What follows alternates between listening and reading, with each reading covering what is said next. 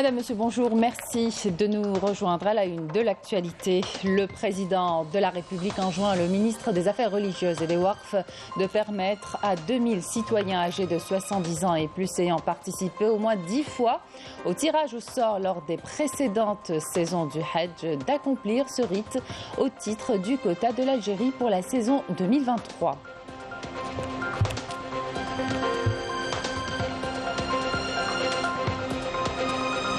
La numérisation est bel et bien engagée dans plusieurs secteurs ministériels, à l'instar du ministère de l'Intérieur et des collectivités locales et de la Santé. Les efforts se poursuivent également pour la numérisation globale à tous les services des impôts. Les Algériens de plus en plus connectés, vous étiez près de 50 millions d'abonnés à Internet fixe et mobile.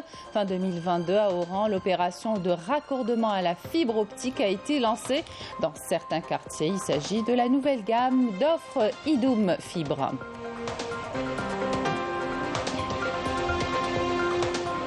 Considéré comme l'un des plus grands musées à ciel ouvert au monde, avec plus de 20 000 sites archéologiques, le Tassili Najer abrite plusieurs grottes qui datent de plus de 13 000 ans avant Jésus-Christ à découvrir dans cette édition. Bienvenue à tous. Afin de donner la chance d'accomplir le Hajj aux citoyens de 70 ans et plus, ayant participé au moins 10 fois au tirage au sort lors des précédentes saisons, le président de la République a enjoint au ministre des Affaires religieuses et des Waqf de permettre à 2000 citoyens de cette catégorie d'accomplir ce rite au titre du quota de l'Algérie pour la saison 1444-2023. Le ministère des Affaires étrangères et de la communauté nationale à l'étranger a annoncé le début hier d'une opération d'évacuation des membres de la communauté nationale établis au Soudan et désirant quitter ce pays et du staff de l'ambassade d'Algérie à Khartoum. L'opération vient en application des instructions du président de la République et suite à la crise déplorable que connaît ce pays frère. Tous les moyens ont été mobilisés pour assurer la réussite de l'opération, précise le ministère, qui a affirmé en outre qu'il suit de près la situation au Soudan à travers une cellule de crise mise en place à cet effet sous la présidence du secrétaire général du ministère. Le ministère des Affaires étrangères appelle les ressortissants algériens se trouvant dans ce pays à faire preuve de vigilance et de prudence et à rester en contact permanent avec ses services via le numéro vert et l'adresse électronique qui s'affiche sur votre écran.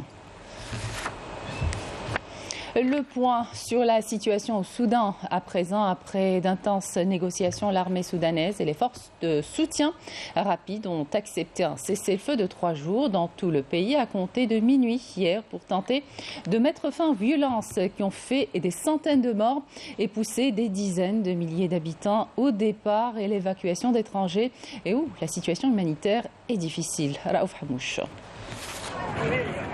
Les opérations de rapatriement des ressortissants étrangers se poursuivent au Soudan. Plusieurs milliers d'étrangers ont été évacués à ce jour par voie aérienne, maritime ou terrestre. Des centaines sont encore bloquées. À Djibouti, de nombreuses troupes étrangères sont stationnées pour accueillir les familles à garde, débarquant au milieu de militaires qui organisent l'incessant balai des évacuations. Le spectre de la famine plane, sans eau et quasiment sans électricité. Ces Soudanais crient leur désespoir.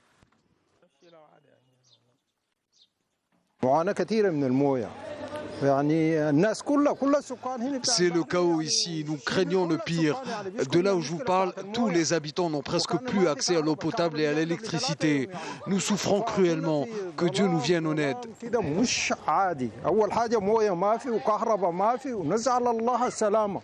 Comme vous le voyez, la situation est chaotique. Depuis le début des combats, les pénuries en eau s'accentuent, de même pour l'électricité. L'Organisation mondiale de la santé demande l'arrêt immédiat des attaques meurtrières contre les centres médicaux, leurs patients et personnels. Le syndicat soudanais des médecins a lancé un appel à la communauté internationale pour recevoir une aide dans l'extrême urgence, vu la situation sanitaire déplorable dans le pays, où les violences ont fait plus de 400 morts et 3700 blessés.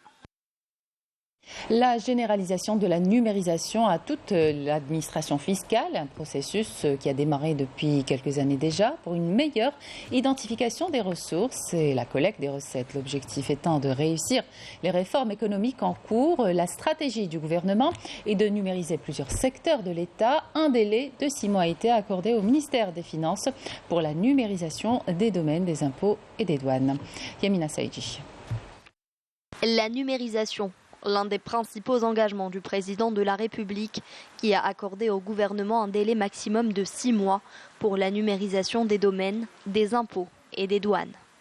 Une opération qui permettra d'une part de combattre l'évasion fiscale, mais aussi de renflouer les caisses du Trésor public. Pour la réussite de cette opération, le ministère des Finances a mis en place un mécanisme bien rodé pour la numérisation de ces secteurs. Il y a des startups activant dans la numérisation ainsi que des entreprises nationales leaders dans le domaine. Nous allons donc travailler avec ces entreprises conformément aux directives du président de la République. La numérisation est bel et bien engagée dans plusieurs départements ministériels, à l'instar du ministère de l'Intérieur et des collectivités locales et celui de la Santé. Aujourd'hui, la priorité du gouvernement est la numérisation de l'administration fiscale pour une planification financière stricte, mais aussi pour intégrer l'économie informelle dans le circuit légal. Le seul moyen de lutter contre l'économie informelle est la numérisation. Si toutes les transactions financières étaient numérisées, on pourrait diminuer jusqu'à 80% de ce marché. Dans le même sillage, le président de la République a ordonné la mise en place, et en urgence, d'une banque des données algérienne par le ministère des Finances, afin de faciliter aux différents services de l'État l'exercice de leurs fonctions et l'accomplissement de leurs devoirs de la manière la plus efficace. Les Algériens de plus en plus connectés, vous étiez près de 50 millions d'abonnés à l'Internet fixe et mobile fin 2022, soit une évolution de 7,64% en une année, selon le dernier rapport de l'autorité de la régulation de la poste et des communications électroniques, l'autorité qui relève par ailleurs un volume data dépassant les 827 millions de gigaoctets consommés en 2022. Il est noté par ailleurs une augmentation de l'utilisation moyenne de la bande passante en Algérie au cours de 2022, atteignant ainsi les 3220 gigabytes par seconde, soit un taux d'évolution de 61%. Et ces chiffres qui sont appelés justement à se développer avec la nouvelle gamme d'offres idoum Fibre au vu des multiples avantages qu'elle offre, exemple à Oran où tous les foyers seront raccordés à la fibre optique dans cette wilaya. Yanis Aïd Belkacem. L'opération de raccordement à la fibre optique a été lancée dans plusieurs quartiers d'Oran. Il s'agit de la nouvelle gamme d'offres idoum Fibre. Les abonnés bénéficieront systématiquement d'une augmentation de débit. Nous sommes très contents de bénéficier de cette opération de raccordement à la fibre optique. Nous espérons que la connexion sera meilleure. Ils nous ont facilité l'opération puisqu'ils se sont déplacés pour l'installation de la fibre optique. Grâce à cette nouvelle installation, nous allons nous débarrasser du réseau cuivre d'Algérie Télécom. Cette opération a pour objectif de raccorder tous les foyers à la fibre optique dans la wilaya d'Oran. Ceci n'est que le début d'une grande opération de raccordement à la fibre qui devrait toucher l'ensemble des foyers de la wilaya.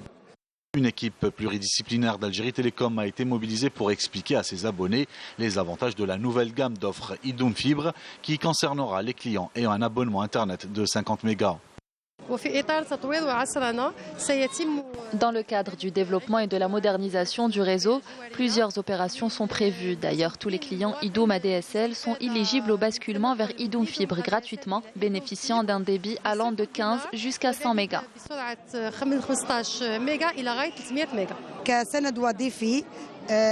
Nous avons déployé une équipe commerciale pour répondre aux doléances des abonnés et une équipe technique pour faciliter l'opération de raccordement.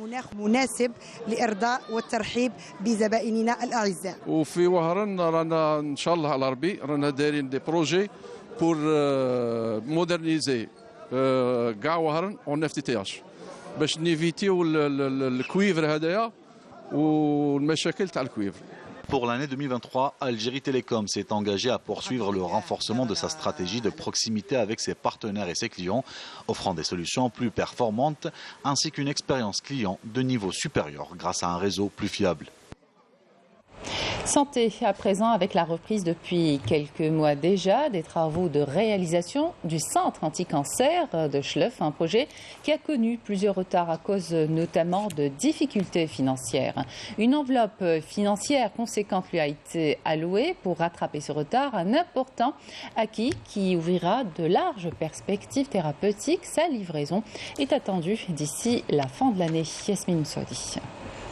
Le centre anti-cancer de Schleuf est en voie de finalisation.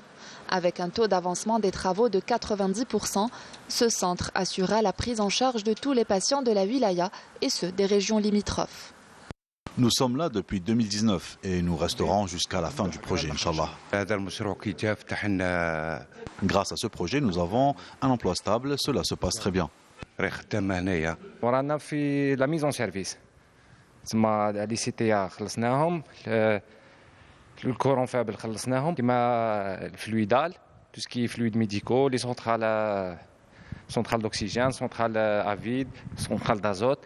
On les a déjà commandés. On attend برك la livraison. Ce qui est climatisation, HVAC, l'HVAC ou l'MEP, on les a achevés. Pratiquement la mise en service. On a une mise en service partielle.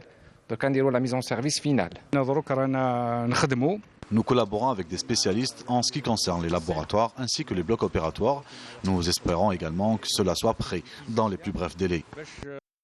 Après les travaux de gros œuvres, place à l'installation des équipements de pointe qui permettront une meilleure prise en charge des malades atteints de cancer. Le projet a connu plusieurs retards, dus notamment aux difficultés financières. Mais Dieu merci, depuis 4 mois, une enveloppe financière dépassant les 90 milliards de centimes a été allouée au projet. Elle sera dédiée à l'achat des équipements médicaux. À présent, tout se passe très bien et nous gardons un œil sur ce projet d'une grande importance. Un important acquis qui ouvrira de larges perspectives thérapeutiques à travers le diagnostic et le traitement de précision pour les patients atteints de cancer, dont la livraison est attendue d'ici la fin de l'année 2023. L'actualité à l'étranger, au Sahara occidental, notamment à l'Aïoun occupé, les militants des droits de l'homme subissent des actes de répression commis par les forces d'occupation marocaines, ce qui constitue une violation flagrante des chartes et accords internationaux. Écoutez. Que ce soit à l'Aïoun occupé ou dans le reste des territoires sahraouis occupés, le peuple sahraoui vit dans un état de siège et subit quotidiennement les pires formes de répression de la part des forces d'occupation marocaines qui ont investi les artères de la ville de l'Aïoun occupée avec pour seul but de terroriser l'ensemble du peuple sahraoui ainsi que les militants et les représentants du Front Polisario. Nous assistons ce jour à un encerclement policier sans précédent, notamment à l'Aïoun occupé. Les militants sont pris à partie afin de les terroriser. Il faudrait qu'ils sachent que ceci ne nous arrêtera pas et que nous n'avons pas peur. Au contraire, nous sommes déterminés à poursuivre notre combat et notre lutte jusqu'à ce que nous soyons libres et indépendants. Dans les territoires occupés, nous subissons les pires formes de répression, mais nous ne lâcherons rien jusqu'à la victoire. Palestine, 2 Palestiniens sont tombés en martyrs hier durant un raid militaire sioniste en Cisjordanie occupée. Le gouverneur d'Ariha a indiqué que le corps de Souleymane Ayesh, âgé de 20 ans, n'a pas été remis par l'armée d'occupation à la famille. Des violences qui alimenteront le débat ouvert aujourd'hui au Conseil de sécurité au sujet de la situation en Palestine. Au Pakistan, 12 morts et 50 blessés dans des explosions survenues hier dans un commissariat de la police antiterroriste pakistanaise à Kabbal. Selon les autorités qui avaient dans un premier temps évoqué un attentat à la bombe, ces explosions avaient été provoquées par un court-circuit dans un sous-sol renfermant des grenades et d'autres explosifs et qui ont provoqué l'effondrement total de l'édifice. Retour en Algérie, on va à Biskra présent à la découverte d'un village ottoman historique, théâtre de grands événements lors de la guerre de libération de Chounesh, regorge de monuments intéressants mais aussi de sites naturels. L'architecture même des maisons de la région est un atout pour attirer les touristes. Reportage Nakhla Al-Arbi. L'entrée du village fait un peu penser à Tarit sans les dunes. Mchounesh ou Himsounin est plus connu pour ses gorges, ses maisons en terre et ses magnifiques palmeraies bordant l'Oued. Nous sommes dans les Aurès du sud, à une trentaine de kilomètres de Biskra. Quand on parle de Himsounin, on fait systématiquement référence à l'histoire de cette commune devenue daïra et au tourisme. On a les gorges, un très vieil hôtel, le transatlantique, qui sera bientôt réhabilité. L'Oued Hay et l'Oued Labiad qui prend sa source de l'Oued Chelia. Pour ce qui est de l'histoire, on ne peut ne pas parler de la bataille de Mchounesh en 1844 ou encore de celle de 1954 lors de laquelle le village a été attaqué par l'armée française. Habitués à vivre dans cette carte postale en 3D, les habitants font presque l'impasse sur la beauté des lieux et sur les nombreux atouts touristiques quand ils évoquent le passé révolutionnaire de Himsounin, l'une des premières révoltes populaires menées par Sadr ul-Hajj et du fils de la région dont la maison natale a été transformée en musée, le colonel Sil Hawes, chef de la wilaya 6 historique, mort au combat en mars 1959. D'emblée acquis à la cause nationale, Mchounesh a été érigé en camp de concentration par l'armée française qui avait vidé tous les villages et hameaux alentours. C'était sans compter la détermination des habitants de la région, puisqu'ici est née l'une des premières révoltes populaires. C'est aussi ici qu'est né Sil Hawes, enfant de la Zawiya Deid Hamouda, d'où sont issus bon nombre de révolutionnaires. Notre région draine beaucoup de touristes. Nous avons beaucoup de beaux endroits. Et nous avons aussi un artisanat typique de notre région que j'essaie tant bien que mal de préserver. On ne visite pas Mchounesh une seule fois. On y retourne sachant que le village regorge de faits d'histoire, mais surtout de lieux et de places à visiter, comme l'usine de poterie, l'hôtel du village ou encore Tariq el-Jebeli, ou la route de la montagne calcaire et aride, où s'est déroulée la fameuse bataille de Barqouk, ou Ma'arakat Barqouk, et sur laquelle est tombé en martyr lors d'un guet-apens Delouli Zerrouk, un autre vaillant enfant de la région. Le tourisme dans le sud du pays fait désormais objet de l'attention de nombre de touristes, notamment étrangers, encouragés par l'allègement des procédures d'obtention des visas. Les moyens d'accueil et d'hébergement se développent. Exemple à Ilizi où plusieurs projets touristiques ont été lancés et plusieurs structures hôtelières sont en cours de réalisation. Marine Damis. Ilizi est considérée comme l'une des villes les plus prisées du sud du pays. De nombreux touristes viennent passer leurs vacances dans cette localité féerique au charme doux et reposant qui offre aux visiteurs une mosaïque de paysages sahariens. Qu'est-ce que c'est important dans les déserts aujourd'hui? C'est la sécurité. Et l'Algérie, il a un système de sécurité qui est exceptionnel, vraiment fantastique. Nous, on sent d'être libre, de faire les tours dans les déserts en pleine sécurité. Et ça, c'est vraiment important pour les Européens, pour les Italiens, pour tout le monde. On a traversé 3 déserts cette fois, le Tiodan, Tifernin et Issaouen. Et ça a été vraiment super. Ilizi est une wilaya touristique par excellence. Les touristes apprécient notamment les facilitations accordées par l'État en matière de délivrance de visas. La grande affluence des touristes vers le Tassili Najer a poussé les investisseurs à se lancer dans la réalisation de structures d'hébergement privées afin d'améliorer la capacité d'accueil et renforcer le parc hôtelier. Nous souhaitons promouvoir le tourisme interne en construisant des structures d'accueil à la hauteur des attentes des visiteurs.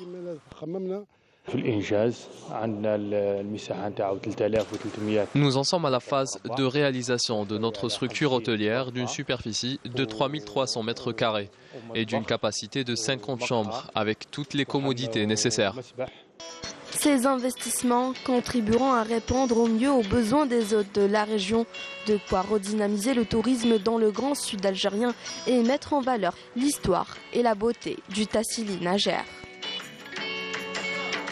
Justement, on va partir au parc national du Tassili Najer, un lieu touristique incontournable, un parc classé en 1982 par l'UNESCO comme patrimoine mixte naturel et culturel en raison de ses richesses avérées. Malika Belel. Sur 72 000 km², le Tassili Najer est l'un des plus grands musées à ciel ouvert au monde. Avec plus de 20 000 sites archéologiques, le parc, qui date de plus de 13 000 ans avant Jésus-Christ, abrite plusieurs grottes et des milliers de gravures rupestres de différentes périodes. Cet immense plateau compte également les montagnes d'Ijbaran à 2500 mètres d'altitude, où plus de 15 000 dessins et gravures permettent d'y suivre depuis 6 000 ans avant Jésus-Christ jusqu'au 1er siècle de notre ère, les changements du climat, les migrations de la faune et l'évolution de la vie humaine aux confins du Sahara. Cet instrument est utilisé par l'homme préhistorique afin d'extraire une matière qu'une fois mélangée, adulée, nous donne cette peinture utilisée pour dessiner ces gravures. La densité exceptionnelle des peintures et des gravures et l'existence de nombreux vestiges préhistoriques sont des témoignages exceptionnels de la préhistoire, depuis 10 000 ans avant notre ère jusqu'au 1er siècle. Toutefois, c'est l'art rupestre, gravure et peinture qui a fait la renommée mondiale du Tassili à partir de 1933, date de sa découverte. Il s'agit là d'un art complet, que ce soit du côté technique ou bien des sujets illustrés et la manière de les illustrer. Tout cela montre l'intérêt et l'attachement de l'homme préhistorique à sa civilisation. Ces gravures de grande valeur témoignent d'une grande civilisation. D'après quelques historiens et chercheurs, le parc du Tassili Najer daterait de 5000 ans, bien avant les pyramides d'Égypte. Le parc culturel du Tassili Najer est classé depuis 1982 au patrimoine mondial de l'UNESCO. Il est également inscrit dans la réserve mondiale de biosphère depuis 1986. À noter que le parc du Tassili qui abrite la vallée d'Hérir est aussi classé depuis février 2001 site Ramsar, c'est-à-dire zone humide d'importance internationale. Et c'est la fin de cette édition. Merci de votre attention. Excellente suite de programmes sur Canal Algérie.